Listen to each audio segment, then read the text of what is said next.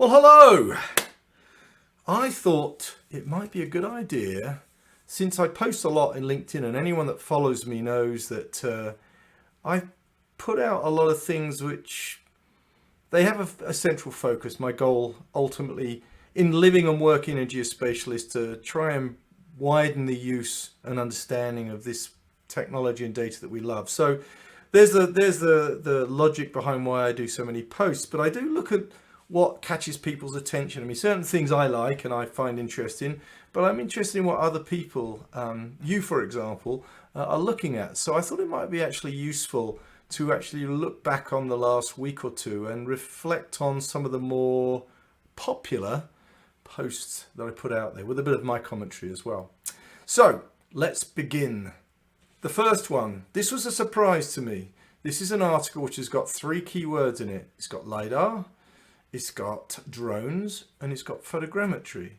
And those folks that don't know about photogrammetry, it's imagery, it's measurements in imagery, it's a clever things. Where I actually first touched upon the world of remote sensing was through photogrammetry. It's only a short article. It's a very interesting article, but that particular blurb and link that I shared was very, very popular. So if you didn't see it, go read it.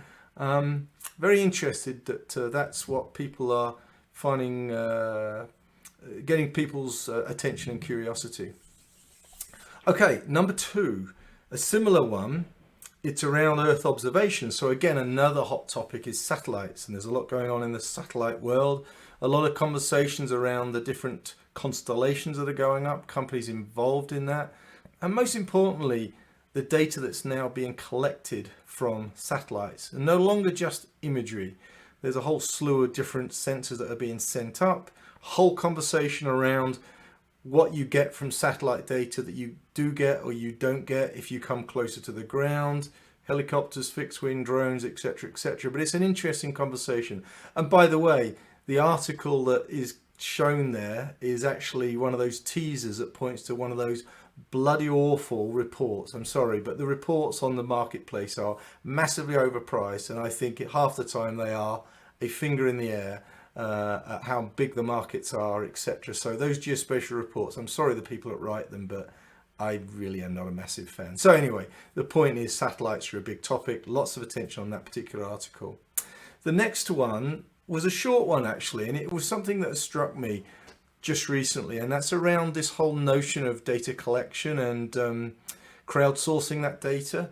This particular one is talking about cars and the fact there's now sensors going into cars, but it struck me when I wrote the little piece of blurb with that the car company's now selling data. And increasingly, as we put more sensors on cars, not only will what you're doing inside of the car be tracked, but also what's outside of the car. Some of that's going to be building out digital reality models of the roads that we're driving on. So we're getting to get to a point where we have these real-time generated views of our world coming directly from crowdsourced data from our own cars. How that's going to look long term, I have no idea, but it's really interesting. As a secondary piece and something else I posted, the fact we've now got LiDAR on phones means that we can now walk around and collect data inside of our homes, 3D data. Another enormous possibilities there of crowdsourcing that and creating not only an indoor digital reality world, but also an outdoor and indoor digital reality world. So where that data collection piece is coming, it's crazy. It's crazy what's happening and what data will soon be available. So there's that one. I posted one which caught a lot of attention. I know a lot of people at Esri follow what I put down, but and there's a nice picture of Jack. There's an article that was written by Jack or was ghostwritten by somebody else, put Jack's name against it, but it was an interesting article on the where Esri are going, and love Esri, hate Esri. That was my point in that article. There's too much love and hate stuff going on. Let's just arrive in a middle ground and know we're all. I realize we live in court capitalism. I realize that companies are out to make money and they have this sort of self-interest aspect to what they do, but at the end of the day we're trying to bring this data and technology to a wider audience, like I started at how I began this talk. And if we're throwing mud at one another and stones at one another, or if we're drinking everyone's Kool-Aid and thinking this is the best thing since sliced bread, we're all right and we're all wrong. Let's agree that what we're trying to do is bring this technology, this data, to a much wider audience to help solve some really egregious problems in the world, the big problems and the little problems. There's a lot we can do with this stuff. We've got to stop disagreeing and arguing and move forward and get on with it. Okay, that was the Jack one. Well, that was my bring everyone together, kumbaya moment. I continue to talk about GeoChatGPT. It is still something that is in the background, working away. Some of the ideas behind it, some of us that are talking in the background are beginning to evolve and think through and find different ways to do things. I've posted quite a few things on ChatGPT. I mean, there's so much stuff on ChatGPT, but one guy I posted who's built something internally with an open source version of ChatGPT, which was super interesting. Another guy who's been doing some OpenStreetMap work with ChatGPT. GeoChatGPT is really where I can see the market going to, where people build their own databases. In this case, and again, you'll need to read the article about that's going to. In this particular example that I posted last week, there was a commercial real estate example about how we can use a GeoChat type GPT with its own database to actually answer a question like, where do I put a new Starbucks in Salt Lake City? So site location or site selection, if you like. So there's a lot to come there. I'm actually slated to do a talk on this in the not too distant future, so watch out for that. One other one that got attention, and I do these types of videos, and some are popular, some are less popular. It did strike me that some of us are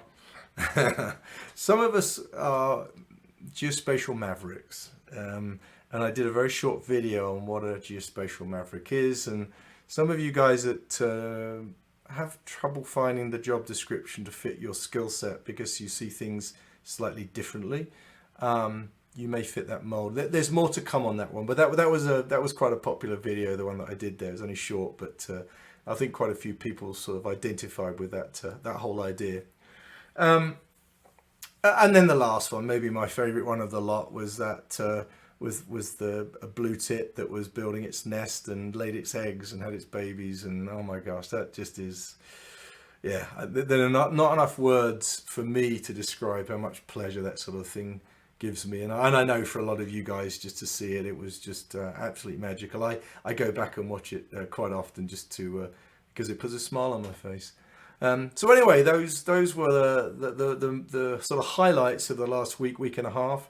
There were some interesting other posts that I put out there, but these are the most popular ones, and I think there are certain themes, if you look through these, that stand out. But for you who look at these are the ones you gravitated towards. And again, I provided my own thoughts on each one, so I'll keep pushing these out, and I'll look forward to doing another one of these in a week or two. Thanks for watching.